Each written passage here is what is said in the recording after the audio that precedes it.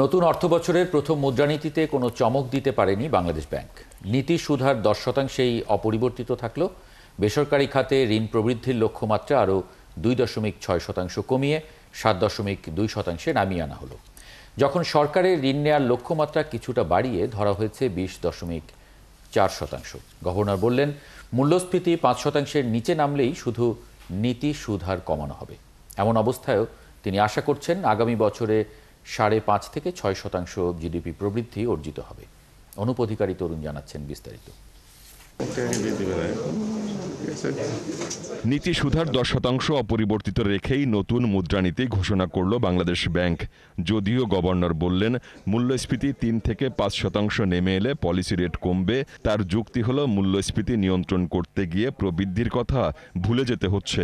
Lending rate, deposit rate, এই সবগুলোই রেটগুলো আস্তে আস্তে নিচের দিকে চলে আসবে এবং আমরা প্রত্যাশা করছি যে বাই ডিসেম্বর সার্টেনলি ইন্টারেস্টের এই হাফেই কোনো এক সময় শেষের দিকে হয়তো কোনো এক সময় এটা আনওয়াইন্ডিং শুরু হবে, অর্থাৎ আমরা আস্তে কাজে 11 থেকে 10 থেকে কমিয়ে আনতে সক্ষম হব।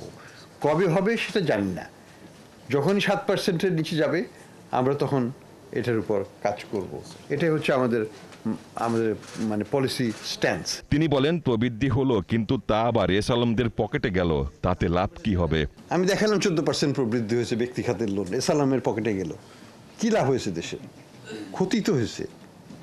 কাজে আমাকে বুঝতে হবে যে অল্প দিয়েও অনেক দূর যাওয়া যায় যদি সঠিক ব্যবহার হয়। অর্থাৎ বর্তমানের যে লোনের চিত্র, অর্থাৎ প্রয়োজন ছাড়া কেউ লোন নিচ্ছে না। এবার বেসরকারি খাতে ঋণ প্রবৃদ্ধির লক্ষ্যমাত্রা 9.8% থেকে কমিয়ে 7.2% ধার্য করা হয়েছে। তবে সরকারি খাতে তা উল্টো কিছুটা বাড়িয়ে 20.4% করা হয়েছে। যদি ফাইন্যান্সিয়াল অ্যাকাউন্টকে পজিটিভ করতে পারি, অর্থাৎ বিদেশ থেকে টাকাটা বাংলাদেশে আরও যদি বেশি আনতে পারি, সেটাও আমাদের লিকুইডিটি দেবে। তো এইগুলোর মাধ্যমেই তো আমরা প্রাইভেট সেক্টরকে বেশি লোন দিতে পারবো। আর্টিফিশিয়ালি একটা টার্গেট দিলে তো হবে না। যদি সিচুয়েশন ইমপ্রুভ করে আরও বেশি, আরও ভালোভাবে হয়, এটা 10% হলে আপত্তির কিছু তো নাই। এটা তো আমরা রেস্ট্রিক্ট করছি না। মুদ্রানীতি ঘোষণার দিনে ব্যাংকিং খাতের অভিভাবক বললেন, কিছু ব্যাংক মার্জ করতে হলে প্রয়োজনে বিনিয়োগ করবে সরকার, আর বিনিয়োগের রিটার্নও নেবে। তবে পদ্মা ব্যাংকের মতো মুমূর্ষ ব্যাংকে বিনিয়োগ করেও বাঁচানো যাবে না। পদ্মা ব্যাংকও আমাদের রাডারে আছে। পদ্মা ব্যাংক একটা অচল ব্যাংক, এটাকে সচল করতে হবে।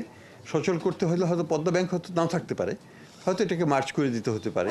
এটা আমাদের দ্বিতীয় ধাপের, আমরা এটাকে অন্তর্ভুক্ত করেছি। অনুপ অধিকারী তরুণ, ৭১, ঢাকা।